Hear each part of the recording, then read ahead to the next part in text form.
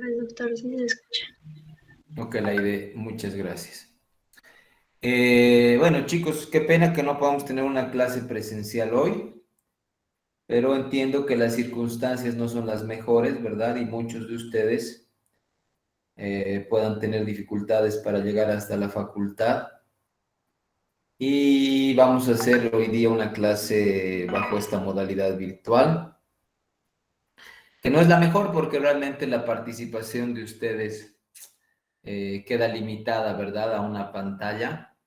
Y la interacción que podamos tener tampoco es de las mejores. Sin embargo, con esas barreras incluidas, vamos a tratar de hacer lo mejor de esta clase. Hoy vamos a ver un capítulo que tiene que ver con el concepto del proceso de salud de enfermedad, ¿sí? Es un capítulo importante porque depende de cómo nosotros concibamos la salud, ¿no? En nuestro pensamiento o en nuestro sentir. De esa forma, ciertamente actuaremos cuando seamos profesionales de la salud. Es importante que esa concepción sea muy clara para nosotros, porque eso también nos va a permitir claridad en el momento de actuar con los pacientes o las personas que acuden a los establecimientos de salud. Entonces, sin más, voy a comenzar a compartir mi pantalla.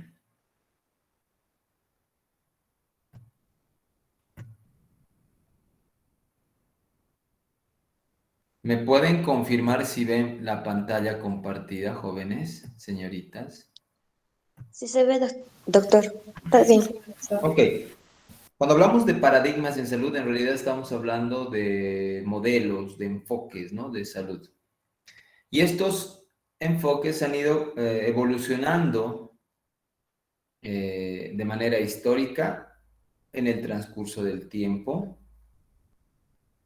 Y hoy vamos a hablar de ciertos modelos, ciertos conceptos que se han ido imponiendo o presentando a lo largo del tiempo.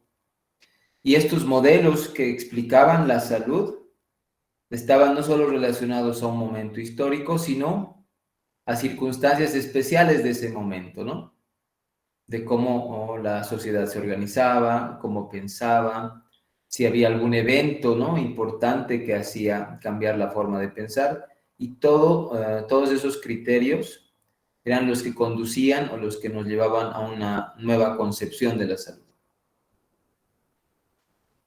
Bueno, primero empezar a decir que en realidad la salud y la enfermedad son estados que no se pueden disociar uno del otro, porque en realidad es un proceso que nos lleva de estar enfermos a sanos y viceversa, de sanos a enfermos, y es un continuo, ¿verdad?, cambio en las personas que no puede ser disociado en dos entidades separadas.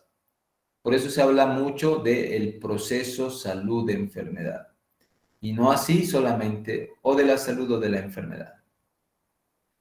Ahora, en ese marco, chicos, han habido, en general, les hablo, ¿no? Sin todavía entrar al tema de este enfoque histórico, en general, han habido muchas maneras de concebir la salud, ¿no? Desde pensar que es un estado en el que un ser orgánico ejerce normalmente sus funciones, pasando por el hecho de que la salud es simplemente la ausencia de enfermedad, o concepciones que han sido realizadas por organismos internacionales, ¿no? A través, por ejemplo, aquí es un ejemplo, normativa como esta Carta de Ottawa, que le da un enfoque mucho más preventivo a la salud. Enfoques que incluyen aspectos objetivos, a veces subjetivos también de la capacidad funcional e inclusive teológica, hasta, por ejemplo, llegar a un concepto, una definición otorgada por la Organización Mundial de la Salud desde ya 1947, que es un concepto que que se generaliza, ¿verdad?, a varios ámbitos, que permanece en el tiempo y que es un concepto como que tranquiliza y beneficia a muchas personas. Pero vamos ahora a analizar cómo este va cambiando. Les decía, ¿no? Hay una evolución de este concepto de salud-enfermedad que va desde un concepto más mágico, pasando por un concepto religioso, otro escolástico se llama, que ya les voy a explicar, hasta llegar a un concepto más biológico de la salud y en los tiempos actuales tener más una concepción o sociológica u holística de la salud. ¿En qué consistía cada uno, chicos? Y esto es importante que entendamos. Vamos a empezar a describir esta concepción mágica de la salud. Esta concepción mágica que se considera que es un modelo, ¿no?, de pensamiento respecto a la salud primitivo, es decir, el más antiguo, veía la enfermedad como un resultado de fuerzas naturales o sobrenaturales en este caso, y divinas. Por lo tanto, se pensaba mucho en que para que uno esté enfermo, debían ingresar cuerpos, ¿no?, a nuestros cuerpos, perdón, o espíritus malignos, o entidades, ¿no?, un poco mágicas, que hacían de que nosotros nos enfermemos. Al tener esta concepción de la salud, también la manera de devolver, ¿verdad?, a los pacientes un estado saludable eran, por ejemplo, a través de ritos mágicos, hechos por hechiceros o por representantes de los dioses, ¿no?, en la tierra. Y estos ritos buscaban conciliar, ¿no?, este aspecto mágico en las personas, este aspecto divino, para que puedan retornar a un estado saludable. Algunas de las prácticas que yo rescato en este campo mágico que se han realizado en la historia son, por ejemplo, el atar cintas rojas, ¿no?, en las personas, el utilizar algunas piedras que que tenían propiedades, ¿no?, más mágicas, curativas, o finalmente propagar el aislamiento de las personas enfermas para evitar que sus espíritus mágicos puedan pasar a otras, ¿no? Y de esa manera romper este ciclo de la enfermedad en la persona. Ahora aquí, chicos, voy a puntualizar en lo siguiente y aquí necesito que ustedes participen. Este modelo mágico que acabo de describir, ¿no?, modelo mágico que permite concebir la salud desde este punto de vista, como que son fuerzas que no conocemos, fuerzas sobrenaturales que no entendemos, las que causan la enfermedad. Será un modelo, chicos, que ha quedado en la historia primitiva, que es un modelo que estuvo vigente hace muchos años, o todavía será una forma de pensar en ciertas partes de la sociedad boliviana. Para eso voy a volver a mi pantallita del Classroom.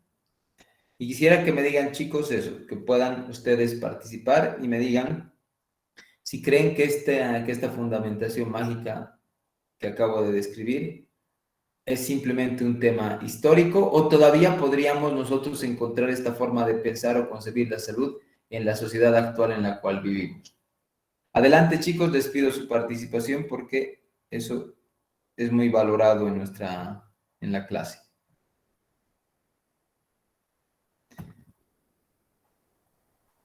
¿Quién puede decirme, chicos? Bueno, yo también puedo escoger, tengo aquí un listado. Pablo ¿Puede repetir la Diego pregunta?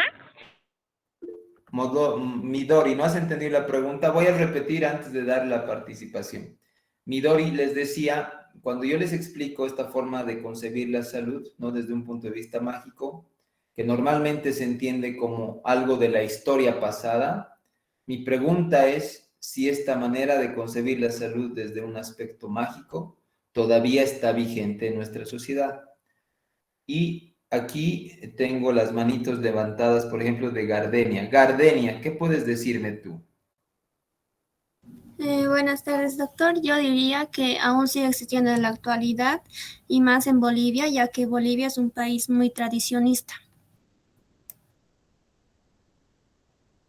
Gardenia, ¿puedes darme algún ejemplo tú que conozcas respecto a este tema?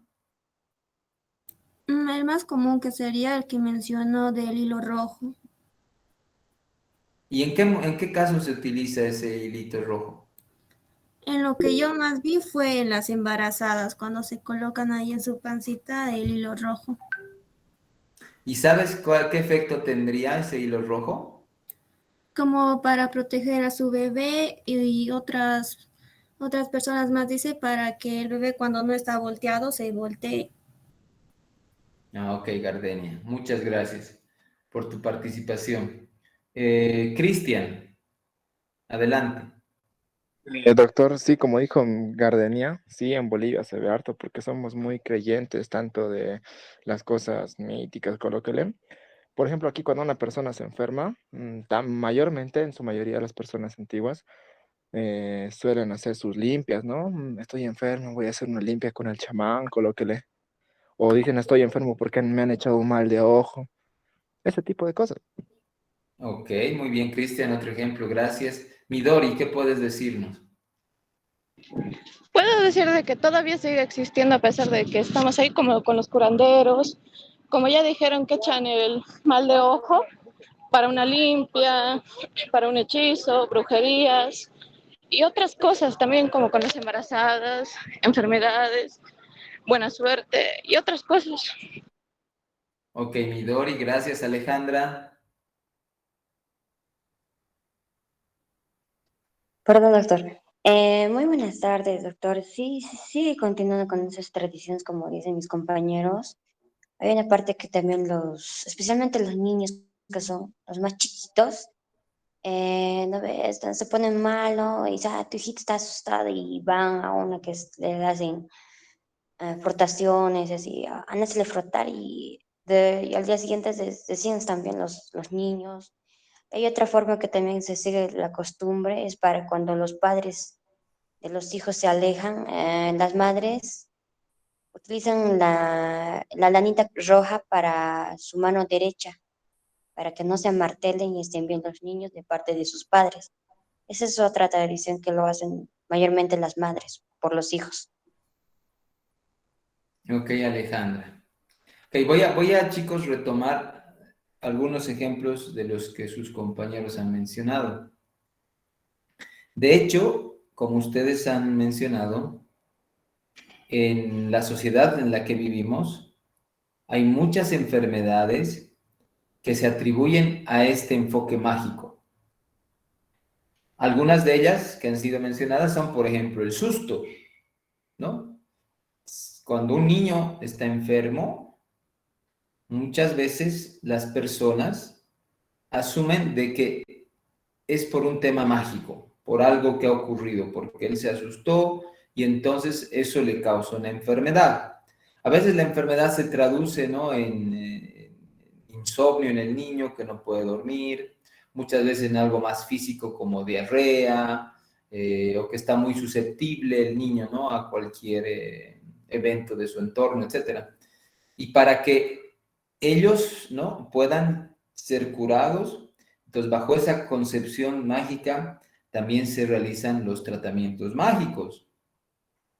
Por ejemplo, en el caso del susto, yo he visto que hacen que los niños se bañen o se empapen con café, visten, ¿no?, muñequito con la ropa del niño en el momento que se asustó y llaman a su ánimo, etcétera. Otro evento que también puedo mencionarles, que es una enfermedad relacionada con este aspecto mágico, es el amartelo que mencionaba su compañera, ¿no? El amartelo es un estado un poquito de depresión, de tristeza, de extrañar la falta de alguien. Y en esos casos, por ejemplo, he visto tratamientos como que el niño debe orinar, ¿no?, en un árbol de manzana, deben ¿no? utilizar esta cintita roja en la persona, en este caso puede ser niño o no niño, las personas que están unidas, ¿no? sentimentalmente, pero se separan, puede ser mamá, niño, parejas, etc. Entonces, son algunos ejemplos que nos hacen pensar, primero, y eso es lo que quiero puntualizar, que este enfoque mágico no es algo histórico, porque es algo vigente en nuestra sociedad. Y algo también importante de puntualizar es que si las personas tienen este enfoque respecto a su salud, no podemos chocarnos con esa visión imponiendo nuestra manera de ver la salud. Y esa práctica a veces es muy común y dañina, porque en vez de apoyar, ¿verdad?, en la resolución del problema, nosotros estamos tratando de imponer nuestro enfoque respecto a la salud y tratar de resolverlo de otra forma. Entonces, nosotros tenemos que ser tan estratégicos en el momento, ¿no?, de hacer nuestra práctica en salud, de modo que podamos tomar en cuenta esta visión, además, de las personas. Otro tema que es importante puntualizar, que y este es un contexto muy propio boliviano, ¿no? Probablemente estas concepciones mágicas de la salud ya no existan en otras sociedades o no se toman en cuenta, y realmente para esas sociedades sean parte de la historia. Pero en nuestro caso no es así. Entonces, hay que, por ejemplo, tomar algunas maneras, algunas estrategias. Yo les voy a contar 2 ejemplos vividos. El primero tiene que ver con el caso de un niño, ¿no?, al cual atiendo y estaba cursando con un problema gastrointestinal, una gastroenteritis, y estaba con diarreas frecuentes y estaba muy deshidratado el niño. Entonces necesitaba un tratamiento. Pero la mamá del niño viene a la consulta y me dice, doctor, en realidad el niño está asustado. Me dice, mi hijo está asustado. Pero mi esposo no quiere que lo lleve al curandero de mi barrio, que es bueno para tratar el susto, me dice. Entonces, era fácilmente, ¿no?, imponer, por ejemplo, un criterio más académico, más tradicional de la medicina y decir, no, señora, este es una gastroenteritis a causa de una bacteria y el tratamiento es hidratarlo mucho al niño con sobres de rehidratación oral y además darle un antibiótico con este jarabito. Pero probablemente el tratamiento no hubiera funcionado porque no está dentro de la concepción de esta persona que el problema que tiene el niño es así de simple, no es un poco más profundo, es más mágico. Entonces, es muy fácil, por ejemplo, coordinar el trabajo de la parte de salud formal, es decir, de nosotros, con aquellos que hacen también otro tipo de medicina, que es la tradicional. La señora me dice, sí, el curandero de aquí cerquita hace cura el bien, el susto, nos vamos donde él y yo le hablo al curandero, si el niño está con susto, le digo, ¿cómo que vamos a hacer? Y él me dice, yo voy a, ¿no?, hacerle una limpia, no sé qué, pero además le voy a dar estos matecitos, me dice. Entonces, aquí yo le pedí y le dije, tú tienes que darle muchos mates, mucho mate, dale doble o triple de lo que tú sueles darles para el susto. ¿Por qué? Porque eso me permitía hidratar al niño, lo estábamos hidratando y el tratamiento era ese, ¿no? Básicamente el tratamiento era hidratarlo para que el niño no tenga efectos graves en su salud. Y entonces el tratamiento en realidad lo ha dado él ha hecho, ¿no?, la curación del susto, porque así lo concebía la mamá, con un poquito la articulación o la coordinación con nosotros también, que estamos dentro del sector formal de la salud. Y bueno, el tema se pudo resolver. Les cuento otro episodio de otro niño. Otro niño esta vez fue en el área rural, cuando yo hacía año de provincia, en el Chapare. Este niño viene igual con una mebiasis, estaba también con deposiciones líquidas, con una deshidratación entre leve y moderada, no muy grave, el tratamiento muy simple. Y no, les digo a los papás, por favor, vuelvan a traerlo en 2 días para ver cómo está el niño. Solo tenía que tomar su jarabito en horario y sus sobres de rehidratación. Y vuelven, ¿no? A los 2 días y el niño vuelve en un estado muy grave y fallece en la consulta. Él muere, es la primera persona que he visto morir en mi vida.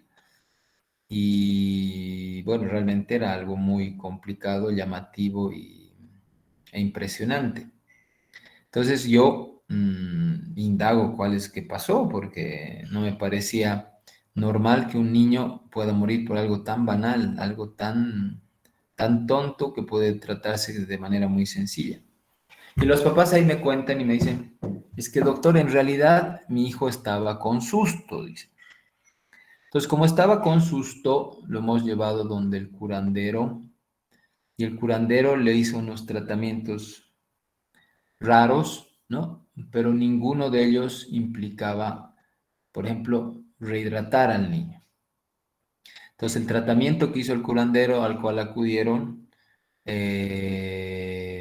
no resolvió el problema y, bueno, el niño fallece.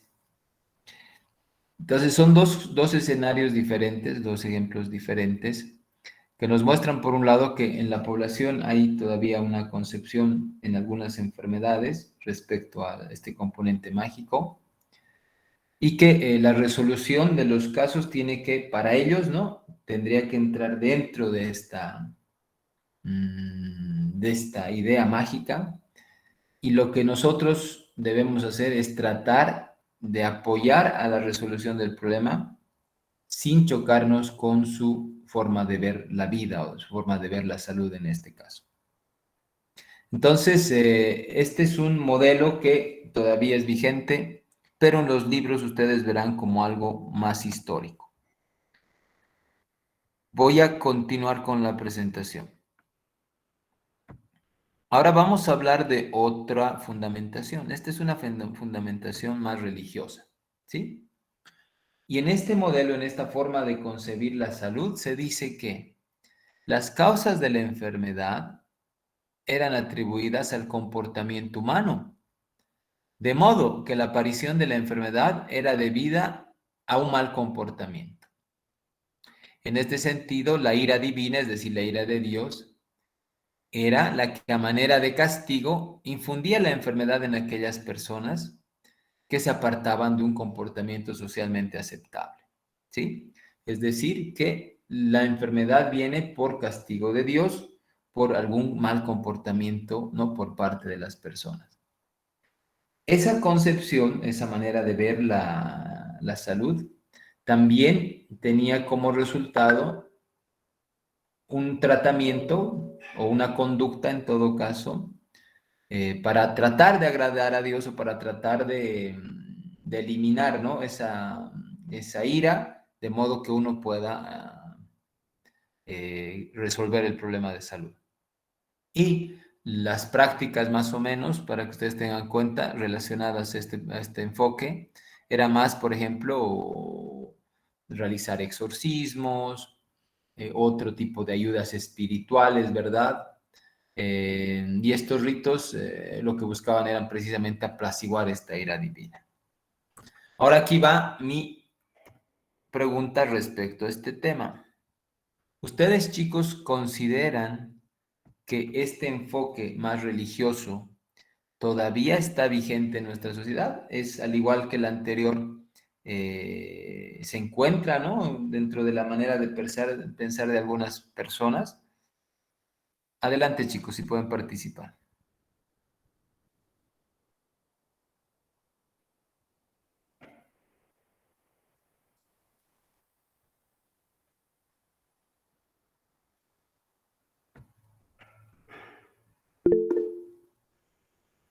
Alejandra, adelante, por favor. Muy buenas tardes. Digo, buenas, doctor.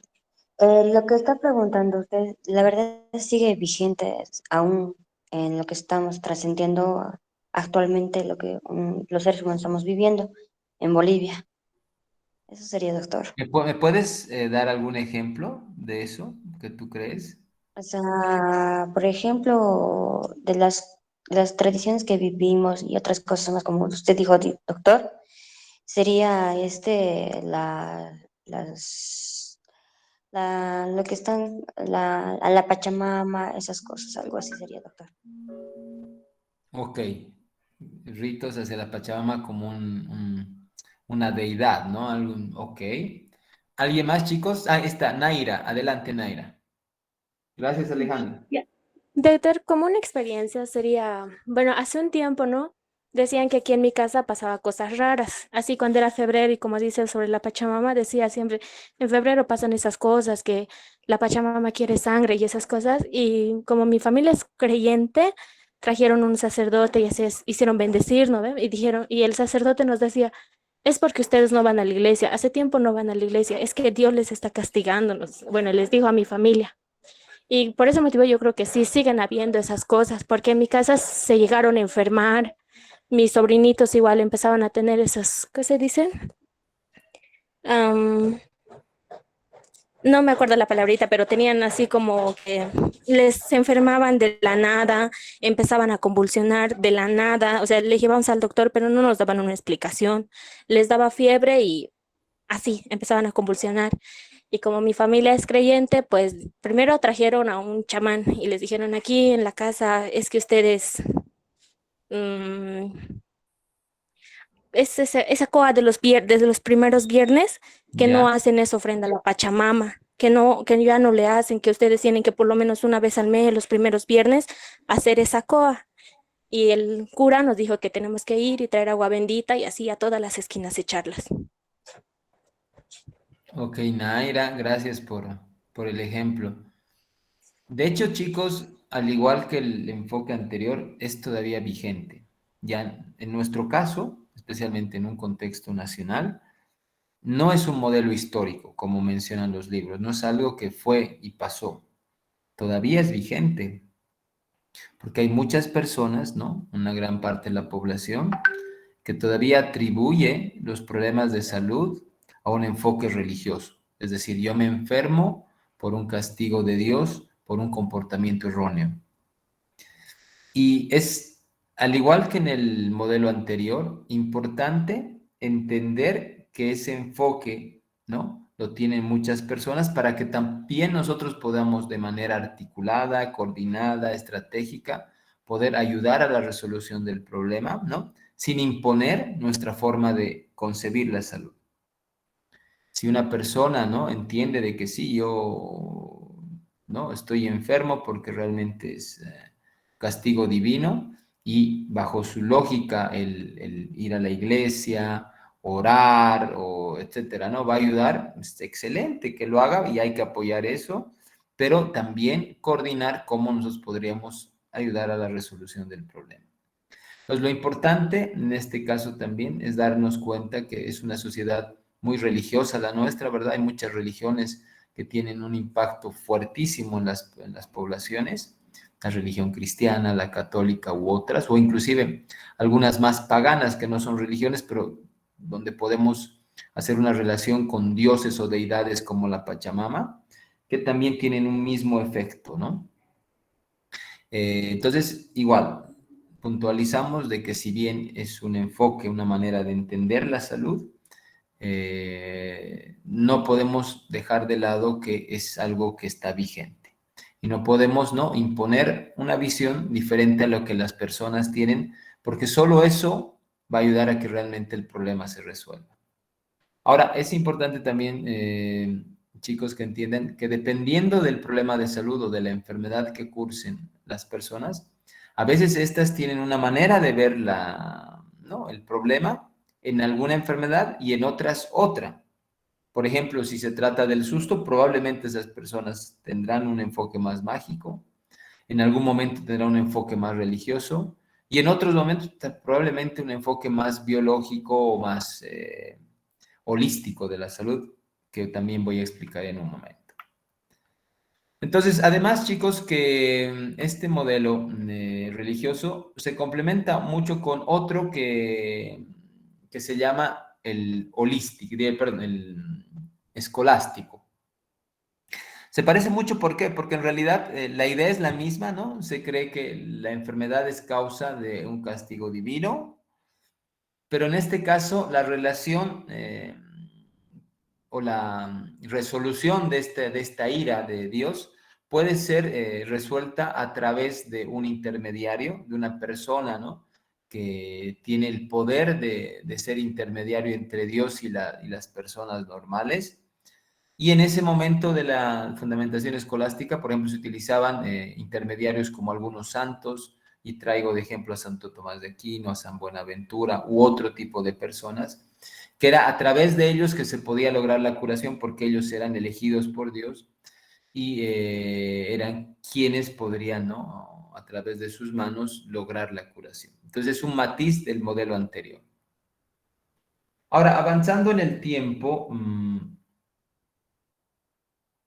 ya en el siglo XV, por ejemplo, se impuso mucho una forma de ver la resolución de los problemas a través de la famosa ley de contrarios.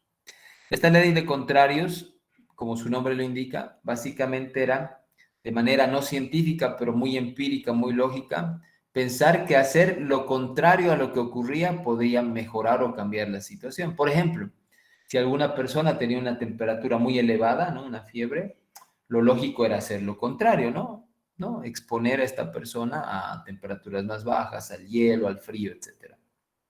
O lo contrario, si estaba pasando por problemas de enfriamiento, por ejemplo, o congelación, etcétera, lo lógico era aplicar lo contrario, que era el calor. O cuando habían personas, por ejemplo, que ingerían algo, ¿no? O introducían algo a su organismo, algún alimento o algo que tenía, que generaba un problema en la salud, como una intoxicación, por ejemplo, lo lógico era eliminar eso que habían ingerido. Entonces, esta ley de contrarios, muy lógica, ¿no? En su actuar, muy racional, sin todavía un respaldo científico, había funcionado mucho en el siglo XVII. Ahora, ya en el siglo XVIII, esta concepción del proceso de salud, enfermedad, se caracteriza por un fuerte desarrollo de las ciencias exactas, especialmente aquellas relacionadas a la matemática. En esta época de la historia se desarrolla, por ejemplo, el concepto de probabilidad, y el concepto de probabilidad es básicamente un concepto matemático, ¿no? ¿Cuál es la probabilidad, cuál es la posibilidad que algo ocurra si el paciente se expone a algún factor, por ejemplo, o etcétera? Y entonces también en esta época se pueden ya tener una idea de cuáles son enfermedades más de tipo infeccioso, cuáles son de tipo más social. Y en esta época también se desarrolla mucho el conocimiento del cuerpo. Se empieza a conocer muy bien el cuerpo desde el punto de vista anatómico. Personas como Leonardo da Vinci, ¿no? Desarrollan muchísimo la investigación anatómica, ¿no? Del cuerpo humano, ¿no? Analizando cadáveres, describiendo los órganos, mostrando, ¿no? Más su morfología, perdón, pero sin saber muy bien cómo estos funcionaban o lo que hacían, pero ya había un conocimiento extra, ¿no? Entonces, para concebir la salud. Y en el siglo XIX tuvo lugar, ¿no? El desarrollo de otras ciencias como la microbiología y la toxicología. Y pasamos ahora a ver un nuevo modelo, un nuevo enfoque, una nueva forma de ver la salud. Y a esta se la conoce como la fundamentación biológica, que da nacimiento a una teoría muy expandida, inclusive vigente en nuestros días, y es la famosa teoría unicausal de la enfermedad. Lo que ocurre, chicos, que más o menos a finales de los 1800, donde, bueno, primero se inventa el microscopio, pero el microscopio como tal no tendría ningún valor sin la observación ni la perspicacia ni el enfoque diferente que han tenido muchas personas, ¿no? Muchos personajes históricos respecto a que ellos refutaban cualquier otro pensamiento, ¿no? Que era vigente y se imponía en esa época de la historia respecto a la aparición de las enfermedades. Ellos creían que había algo más allá que lo mágico, más allá que lo religioso, que podía explicar la aparición de las enfermedades. Ellos creían en que había algo concreto, algo físico, algo que probablemente no podíamos ver, pero que era, o explicaba Perdón, hay alguien que está con el micrófono encendido, voy a ver si puedo silenciar. Midori, estás con tu micrófono encendido. Bueno, ya la he silenciado. Entonces, les decía, chicos, en esta época de la historia, personajes como Koch empiezan a mostrar y evidenciar la presencia de agentes que no eran visibles al ojo humano, eran microscópicos, pero que estaban presentes en las enfermedades. Y es a partir de este momento que hay una teoría que se impone, que es la teoría unicausal, porque al evidenciar la presencia de estos microorganismos, esta teoría daba crédito que la causa única de la enfermedad era el microorganismo. Y nada más que eso. Es decir, se imponían estos postulados, por ejemplo, de Koch, como que el microorganismo se halla siempre presente en la enfermedad. Que el microorganismo no se encuentra en ninguna otra enfermedad más en aquella que esta produce. Y que el microorganismo aislado bajo otras condiciones podría reproducir la misma enfermedad en otra persona. Y esta teoría, si bien ha causado muchísimos cambios en el aspecto más científico, tecnológico y ciertos avances importantes en el área de la salud, ha hecho o ha tenido sus grandes ventajas y desventajas. Entre las ventajas de esta teoría unicausal podemos mencionar que a partir de esta evidencia, ¿no?, científica de la existencia de agentes microscópicos que producían las enfermedades, hay avances importantes en la farmacoterapia, en la producción de medicamentos, en la prevención, en la profilaxis, etc. Pero las desventajas que podemos mencionar, y muy importantes, es que se queda como un concepto demasiado reduccionista de lo que era la salud. Y no se veía otra cosa más que la gente como causa de, dejando de lado aspectos como aquellos que eran más sociales, que también podían explicar la presencia de las enfermedades en la población. Para que ustedes tengan una idea, chicos, Koch ha descubierto el bacilo de la tuberculosis en 1882. Si hacemos un cálculo, estamos hablando de unos 100 y un poquito más de años, 100 y tantos años.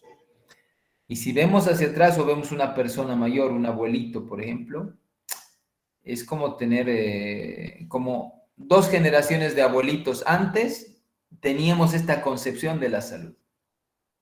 Es decir, no es mucho tiempo atrás donde el personal de la salud jugaba un papel muy limitado en el cambio de un estado de enfermedad hacia un estado de salud.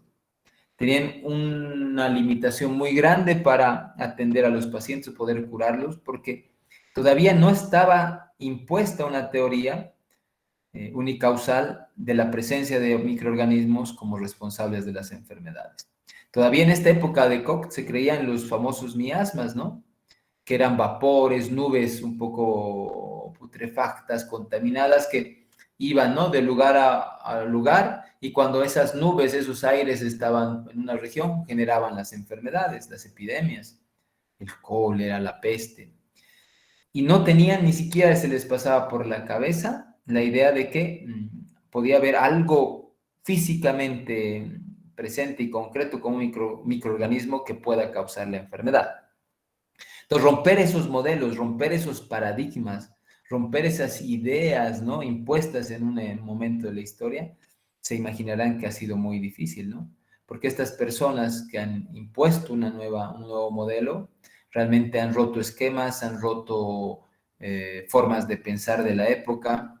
Es como en la época actual dar una idea un poco loca de por qué las enfermedades aparecen, muy pocos darían crédito a aquello, y pasaba lo mismo en esta época, ¿sí? Y además de Koch, han habido otras personas importantes como Luis Pasteur, por ejemplo, que han empezado, ¿no?, a evidenciar más la presencia de microorganismos para, como explicación de las enfermedades. Un poquito más en el tiempo ya se impone una fundamentación un poco más social, es decir, que no solamente las personas empiezan a ver que el agente era el único responsable de las enfermedades, sino que además habían otros factores que estaban asociados al agente y al huésped que explicaban la presencia de las enfermedades. En el caso de Koch, ¿no?, el solamente tener el bacilo determinado no significaba que las personas dejen de enfermarse, por ejemplo, o dejen de morir por la enfermedad. Y es aquí donde nace la famosa tríada ecológica, ¿no? Es en este tipo de concepción de la salud, donde tenemos al agente, huésped y medio ambiente. Pero el medio ambiente siempre limitado un poco al aspecto más ecológico o medioambiental como tal, sin tocar mucho otros aspectos que podrían también explicar la presencia de la enfermedad. Y como podrán ver en la diapositiva, esta teoría más de la multicausalidad de las enfermedades, ¿no?, genera modelos de redes de interacción causales para explicar que la causa estaba relacionada al efecto y que podríamos nosotros ya hablar de una multicausalidad. Ahora, al igual que las anteriores, esta teoría multicausal de la enfermedad trae ventajas y desventajas.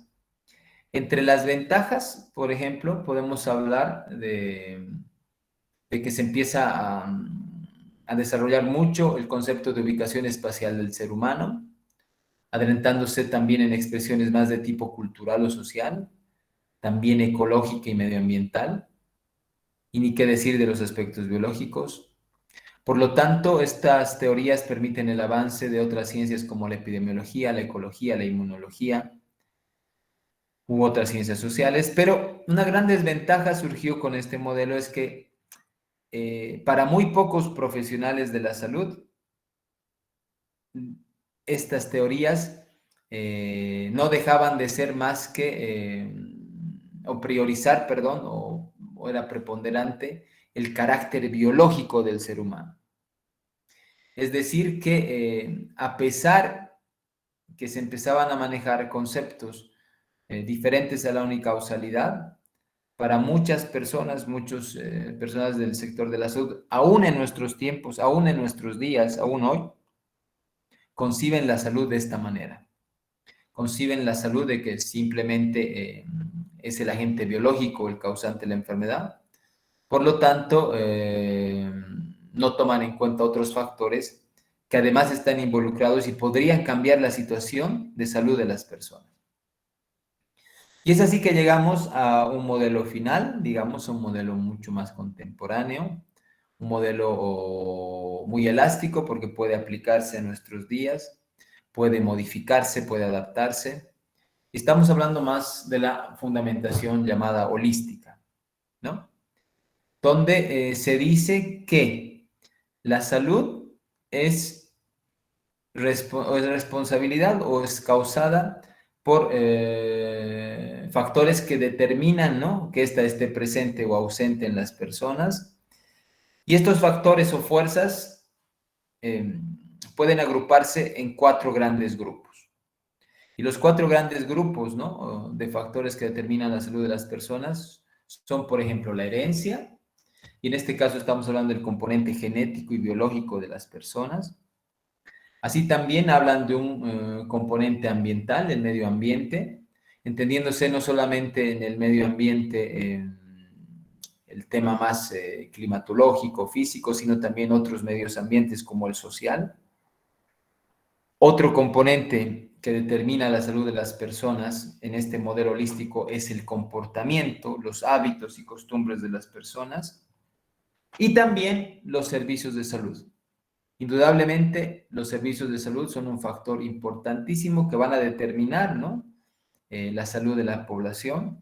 Un poquito retomando los ejemplos que ustedes habían mencionado en la clase anterior, ¿no?, cuando estábamos en una clase presencial y los ejemplos que dieron de las malas experiencias que habían sufrido ustedes o su entorno, las personas de su entorno, respecto al sistema de salud, y podrán darse cuenta con esos ejemplos que el sistema de salud es también una variable o se constituye una variable que va a determinar la salud de la población. Entonces, chicos, es a partir de este modelo, este último, que nosotros vamos a desarrollar los temas que vienen, ¿sí? Y lo que les voy a pedir, por favor, es que para la clase próxima ustedes puedan revisar para tener una idea más clara y tener un avance y un intercambio de ideas mucho más fructífero, el tema de los determinantes de la salud. Es decir, qué temas o qué factores, perdón, determinan la salud de la población. Les pido por favor que puedan revisar un poquito al respecto, una pequeña lectura, un pequeño video, lo que vean ustedes, que les permita tener una idea más clara de este concepto para que podamos nosotros avanzar la temática, la clase próxima, de una manera mucho más fluida, rápida y participativa.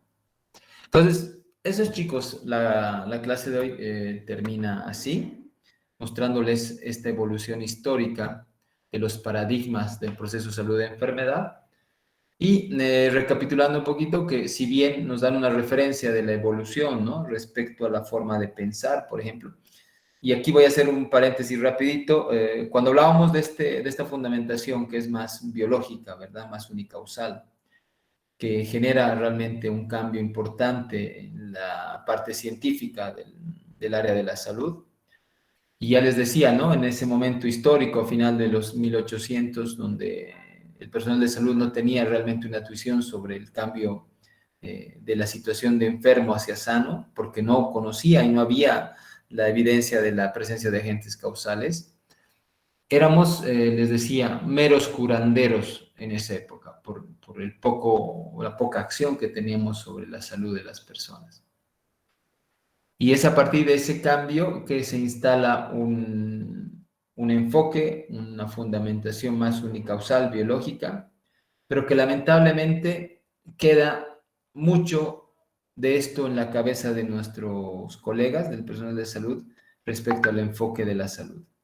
Y creen que solo el componente médico-científico es el único encargado de cambiar la situación de la salud.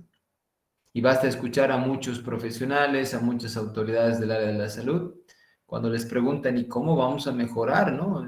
la salud de la población? Ellos atribuyen que es con hospitales, que es con medicamentos, que es con personal de la salud formado.